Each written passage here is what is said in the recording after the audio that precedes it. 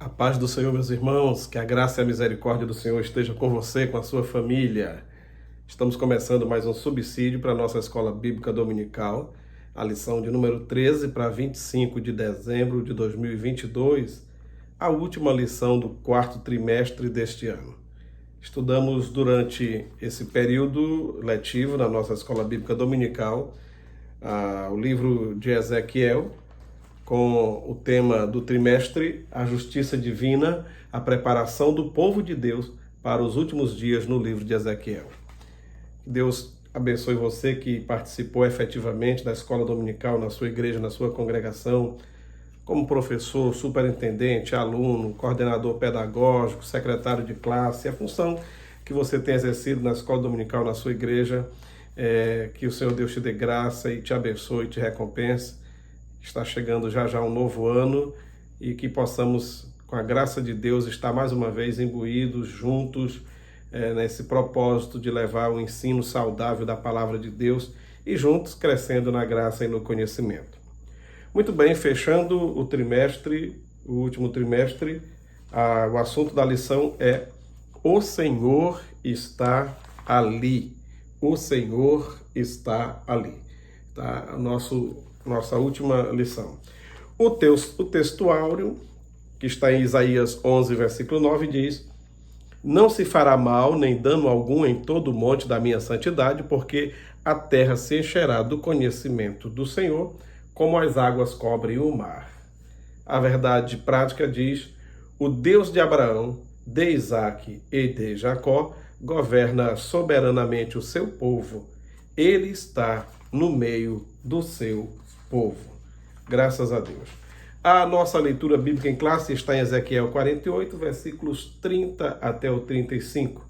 Ezequiel 48, 30 a 35, e diz assim: E estas são as saídas da cidade desde a banda do norte, 4.500 medidas, e as portas da cidade serão conforme os nomes das tribos de Israel, 3 portas para o norte, a porta de Ruben, uma, a porta de Judá, outra, a porta de Levi, outra.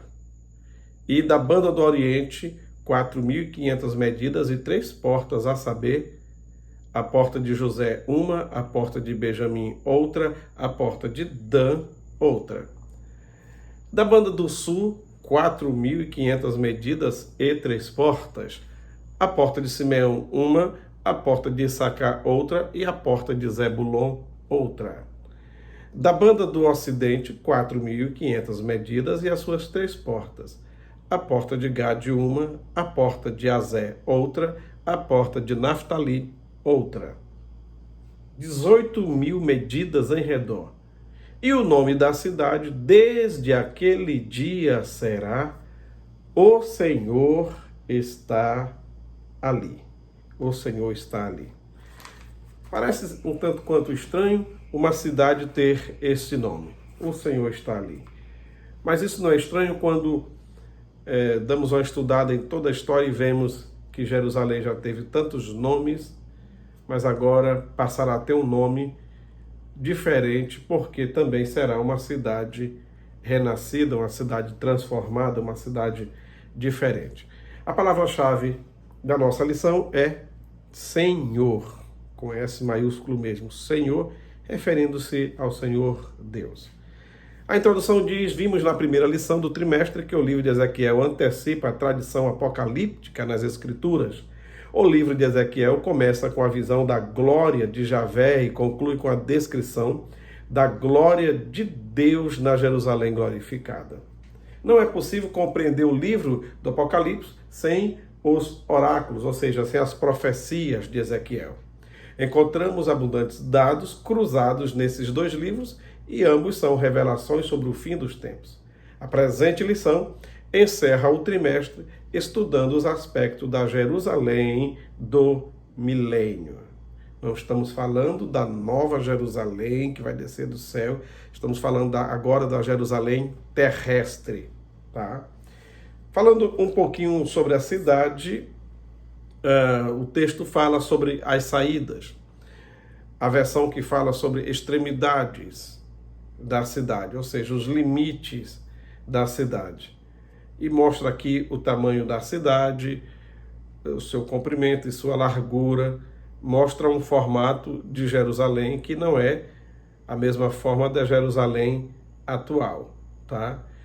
Agora, quando o texto fala sobre saídas ou extremidades, essa é uma forma mais tradicional mantida desde a tradução da Bíblia chamada Septuaginta, ou seja, a versão grega do Antigo Testamento, e depois seguiu-se nas novas versões da Bíblia, só para mostrar que cada extremidade tem também a porta. Então, quando fala de saída, lembra que em cada extremidade da cidade haviam várias portas para acessar e sair da cidade. Só isso, não tem problema nenhum, dificuldade nenhuma em entendermos extremidade ou saída, tá? Porque na extremidade está o muro e no muro está a saída. Então, não tem problema. Muito bem, o formato da cidade. A descrição cidade de Ezequiel, da cidade feita por Ezequiel, no caso, revela que ela é quadrada. No texto, na lição bíblica que ora fizemos, ela tem mesmo comprimento e mesma largura nos 4 lados. Então ela é quadrada, tá? Nessa visão suplementar, o profeta fala de 4 lados descritos no sistema horário, começando do norte, indo para o sul, para o leste, depois para o sul, depois para o oeste, que é o ocidente. No sentido horário, você vê o ponteirinho do relógio. Então, 12 horas é o norte, 3 horas é o leste, 6 horas é o sul, e quando vira para 9 horas, o ocidente. Então, o sentido horário, só para você explicar como é que seria, digamos assim, a volta na cidade, seguindo por essas indicações aqui do livro, tá? Muito bem. Norte, leste, sul e oeste é um tipo da Nova Jerusalém, conforme está em Apocalipse 21 e 16. Porém, em Apocalipse 21 e 16, existe uma informação a mais do que nessa aqui. Nessa Jerusalém aqui, tem comprimento e tem largura. Na Jerusalém de Apocalipse 21 e 16, tem comprimento, largura e altura. Enquanto essa aqui tem mesmo comprimento e mesma largura, a de Apocalipse 21 e 16, ela é mais do que quadrada, ela é cúbica. Ela tem comprimento, largura e altura. Comprimento, largura e altura. Então ela é cúbica, mesmo comprimento, mesma largura e mesma altura. A cidade de Jerusalém, aqui na terra, Jerusalém que está lá, que muita gente conhece, a cidade de Jerusalém nunca teve uma área territorial quadrada e nem a sua arquitetura em nenhum período histórico. O que o profeta está revelando é algo novo até então. Então essa é uma figura da nova Jerusalém do período milenial do mundo vindouro. Agora, a Jerusalém de cima é muito maior. A Jerusalém de Apocalipse 21 e 16 é muito, muito, muito maior. Quando a gente observa lá em Apocalipse, diz que ela tem 12.000 estádios. É uma medida de comprimento antiga. Um estádio equivalia a 185 metros, 180 a 185 metros. Se nós pegarmos a medida de 185 metros e calcular vezes 12, vai dar 2.200 quilômetros. 2.200 quilômetros.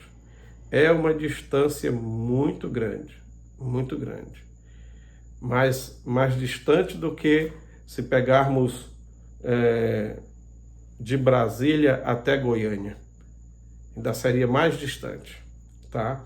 Então, muito grande essa Jerusalém de Apocalipse, no seu comprimento, na sua largura e na sua altura.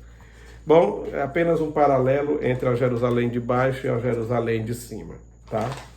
Bom, dando prosseguimento aqui. Sobre o nome das 12 tribos, que aparece tanto em Ezequiel e também aparece no Apocalipse. Abraão, Isaac e Jacó, você sabe, são os patriarcas. Abraão gerou Isaac, Isaac gerou Jacó, e Jacó gerou os outros 12 patriarcas que deram nome às 12 tribos, certo? As 12 tribos de Israel aparecem listadas pelo menos 20 vezes tá? No Antigo Testamento. Pelo menos 20. E elas nunca são iguais às listas. Ó, quando a gente observa aqui esse texto de Ezequiel, sai Manassés e Efraim. Quando o povo saiu do Egito, caminhou pelo deserto para entrar na terra prometida, quando foi dividir a terra para as tribos, saiu José e Levi. Levi não contou porque Deus disse: vocês não terão possessão de terra. Vocês ficarão espalhados entre todas as tribos, vocês serão meus representantes em cada tribo. Então, os levitas não tiveram um espaço geográfico, uma tribo com o nome deles. Ficaram espalhados. Nesse caso, entra a tribo de Manassés. Tribo de Manassés. José era pai de Manassés. Todavia não ficou lá o nome José e Manassés. Entrou outro filho, o Efraim. Então, saem dois filhos de Jacó. Sai José e Levi da lista e entra Efraim e Manassés como partes no território de Israel. A parte geográfica, geograficamente falando. E essa lista aparece por algumas vezes na Bíblia. Todavia, nessa lista aqui de Ezequiel, a coisa muda. Olha só. A lista de Ezequiel segue no sentido horário a partir do norte da cidade com Ruben, Judá e Levi. Ó, Levi entra nessa lista. Leste ou oriente, José, Benjamim e Dan. Ao sul, Simeão, Issacar e Zebulon. Então José entrou. José entrou ao oriente. José, Benjamim e Dan. Ao sul, Simeão, Issacar e Zebulon. E ao oeste ou ocidente, Gade, Azer e Naftali. Observe que entrou José e Levi, os dois que tinham saído lá na hora de tomarem posse da terra, geograficamente falando, e dividir para cada tribo. As duas meia-tribos de Efraim e Manassés ocuparam o lugar de Levi e José. Mas nessa lista, que é a lista do futuro, para o futuro de Israel, aparece o nome Levi e José, e não aparece mais Manassés e nem Efraim, os dois filhos de José.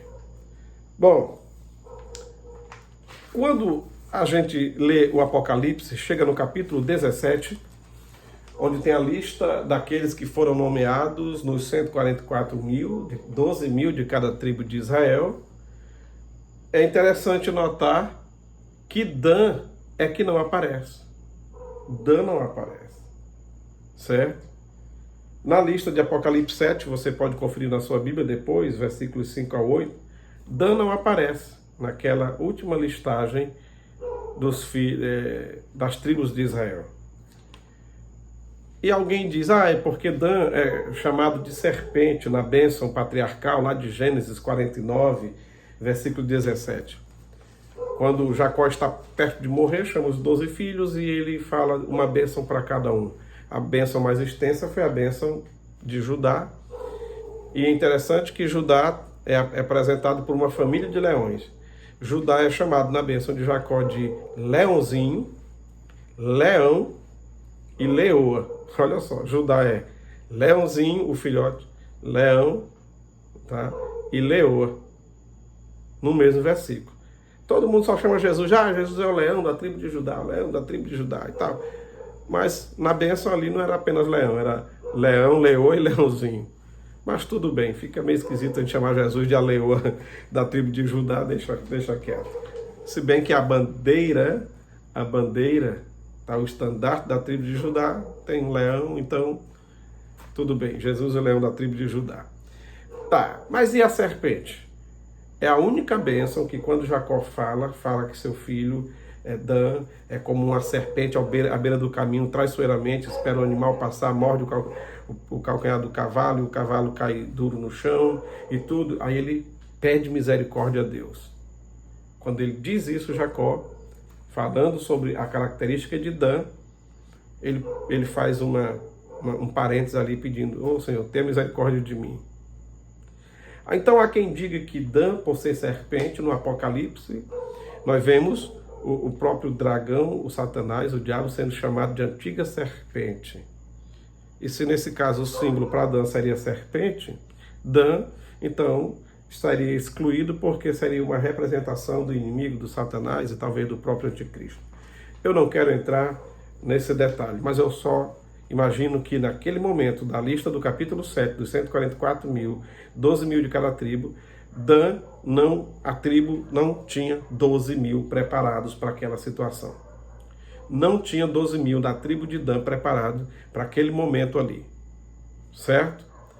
Porém, quando você prossegue na leitura do livro de Apocalipse, falando da Jerusalém lá de cima, a Jerusalém celestial, aparece agora no capítulo 21 e versículo 12, falando das portas. E o texto diz que são 12 portas e cada porta leva o nome de um dos filhos de Israel. Então o nome de Dan tem que aparecer. Não pode aparecer Efraim e nem Manassés, porque os dois não eram filhos, eram netos. E o texto do versículo 12 de Apocalipse 21 diz que cada porta das 12 portas da Jerusalém, aquela grande, de 12 mil estádios, leva o nome dos 12 filhos de Israel. Então Dan aparece aí de novo. Por que Deus, então, no capítulo 7 Dan não aparece, mas agora aparece? Então o que eu imagino é isso, o que muitos defendem é isso, que naquele período ali da escolha dos 12 mil escolhidos de cada tribo para formar os 144 mil, Dan naquele momento não estava preparado, ainda estava no processo ali, no período tribulacional, de reconhecer que Jesus Cristo aqui é o Senhor e não o anticristo que foi enganado e tudo mais, mas agora se aparece o nome dos 12 filhos de Israel nas portas de Jerusalém, então certamente Dan está nessa lista. Dali para frente, do capítulo 7 para frente, houve uma transformação, porque Israel mesmo totalmente só será salvo mesmo no período tribulacional, certo? Muito bem, mas voltando aqui para a gente concluir sobre a cidade, sobre Jerusalém. Ela já teve muitos nomes desde a sua origem. Já foi chamada de Salém, Jebus, por causa dos jebuseus, Cidade de Davi, Ariel, Sião e também Jerusalém, que significa cidade de paz. Mas em Apocalipse capítulo 20, versículo 9, Jerusalém também é chamada de Arraial dos Santos e a cidade amada. Nesse período dessa nova Jerusalém, tanto a de cima quanto a de baixo, transformada, modificada a sua geografia, a sua formatação, haverá algo maravilhoso, que sempre foi uma vontade de Deus. Deus está no meio dos homens, está com os homens. Deus sempre quis isso. Então o nome da cidade vai mudar, não será chamada de Salém, nem de Sião, nem de Jerusalém, será chamada de Yahvé Chamar. Yahvé Chamar, que significa o Senhor está ali. Porque Deus sempre quis estar no meio do seu povo. A tenda da congregação era uma representação. Na verdade, se a gente voltar lá para a origem, Gênesis, Deus fez o homem e fez o homem santo e puro e sem pecado, então Deus sempre estava junto com o homem, ele sempre queria estar. Acredita-se que Deus sempre lhe visitava no jardim. E num daqueles dias, na viração do dia, Deus foi lá e foi exatamente no dia que eles pecaram. E se esconderam. E Deus chama, e depois Adão diz que ouviu a voz e se escondeu e tudo. Então, a partir de então, Deus agora não esteve mais visitando o homem todos os dias na viração do dia por causa do pecado, embora continuasse amando o homem. O tempo passa e Deus dá um jeito de ter a sua presença no meio do povo, representada pela tenda da congregação e mais particularmente pela Arca da Aliança, com 2 querubins no propiciatório, que era a tampa da arca, e simbolizava a presença de Deus. Aquela arca simbolizava a presença de Deus no meio do seu povo, certo? Bom, depois fizeram o templo, e o templo ficou praticamente como uma construção que era idolatrada e tudo mais, e já não estava mais agradando a Deus. Você vê no livro de Ezequiel a glória de Deus se arrancando do templo, porque Deus já não estava mais satisfeito com o culto, e o templo estava virando um lugar de idolatria e não mais de verdadeira adoração a Deus. E a glória de Deus saiu de lá. Mas Deus queria estar no meio do povo. Chegou o tempo, a plenitude dos tempos, e Jesus nasceu. Então, a arca representou a presença de Deus. Agora, A presença de Deus Pai, primeira pessoa da Trindade. Agora nasce Jesus, nasceu de mulher, nasceu da Maria, lá em Belém. E agora ele se torna o Deus conosco, o Emanuel, a segunda pessoa da Trindade, o Filho, habita entre os homens, convive com os homens, anda com os homens, perdoa os homens, morre pelos homens para salvar os homens. E depois retornou ao céu. Mas ele disse, eu não vos deixarei órfão, mandarei o Consolador. Então veio agora a terceira pessoa da Trindade. E desde então, o Espírito Santo está conosco. Vimos num período da história, Deus o Pai, depois Deus o Filho, e agora Deus o Espírito Santo, na pessoa do Espírito Santo, está conosco, está com a igreja e na vida de todo que já nasceu de novo, que é salvo, que tem o nome escrito no livro da vida. Porque Deus sempre quis estar com o homem. Mas agora, nesse período da Nova Jerusalém, da transformação, do milênio e pós-milênio na eternidade, no estado perfeito e eterno, haverá uma mudança. O tabernáculo de Deus estará entre os homens e Deus estará com eles. Louvado seja o nome do Senhor. Então, nesse futuro maravilhoso que virá, Deus estará presente com o homem não será mais separado de Deus. Deus estará ali o tempo todo. Será algo maravilhoso, será algo, eu não digo inacreditável, porque é a palavra de Deus que está dizendo, então eu acredito, mas será algo incomparável.